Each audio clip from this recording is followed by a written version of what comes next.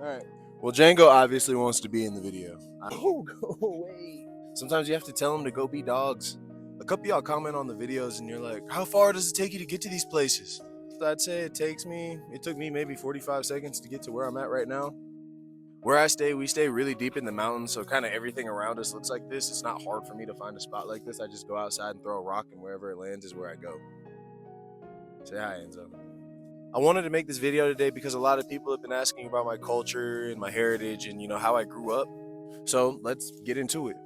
I grew up on a Native American reservation called Rocky Boy, Montana. It's 2 hours south of the Canadian border, give or take. The tribe on Rocky Boy is called Chippewa Cree, and they speak Cree. Cree is a really fascinating language because we deal a lot in syllabics. I think it's pronounced syllabics.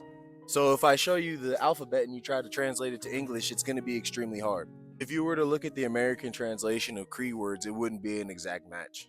We don't necessarily have an easily translatable language. A lot of letters don't exist. It's a really beautiful language. It's really cool to hear. Sad thing is, it's kind of a dying language.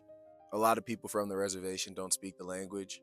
I'm ashamed to say I don't even speak the language. I can understand it and I can write a little bit, but it's not fluent to me. I grew up with it, but it's just something I didn't practice every single day and I eventually lost it. My mom's doing a good job of teaching Kenai the language, though. We're trying to do our best to preserve our culture as best as we can. With our culture, we are kind of very secluded with things. We don't like to tell people a lot of what we do and what we have going on. You can call it gatekeeping, but in our culture, a lot of the things that we do, we consider are very powerful medicine. And when I say medicine, I'm saying the things that go into our religion. Like there's good medicine, there's bad medicine. Our culture is very deep. It's very spiritual and earthly connected culture. And I would love to tell you guys the specifics of everything. I'd love to tell you how we pray or how to build a sweat lodge, or I would love to just tell you guys what happens at certain events.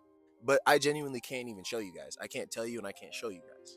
There are just some things that are too powerful and too personal for my culture to share with everybody.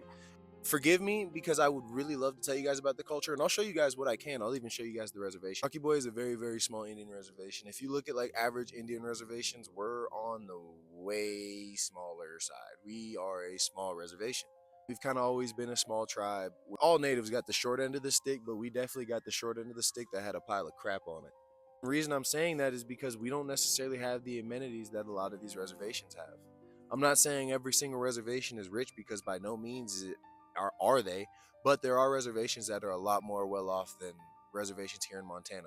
Populated state like California or Oklahoma or New Mexico, you still have your poor reservations, of course, you still have your bottom end of the spectrum, but their per capita per native person is a lot more than other states like here in Montana.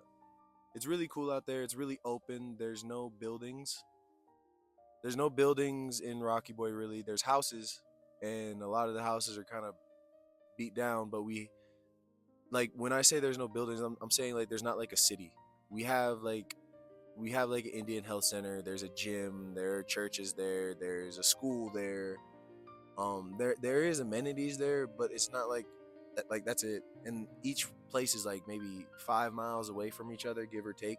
It's you can walk there, but it's gonna be about a day walk. You're gonna have to plan out that day. There's dogs. There's dogs everywhere. I think that might be a reason why I'm so good with dogs. There's dogs everywhere. We call them res dogs, and they don't belong to anybody, and they're not hurting anybody most of the time. They're just out there hunting and living life. And a lot of times, there's just people's dogs who just go off with the other dogs and run around and go back home at night. My dog did that. His name was Ty. But yeah, that's just a little bit about my native background. A little bit about how I grew up and where I grew up, and yeah, appreciate you guys listening, and thank you for coming to my little imagination spot. Thank you everybody for tuning in, watching the videos, and stay doing what you're doing as long as you're not hurting people, and just keep being a good person, man. Say bye, Enzo. Say bye. Look at the camera.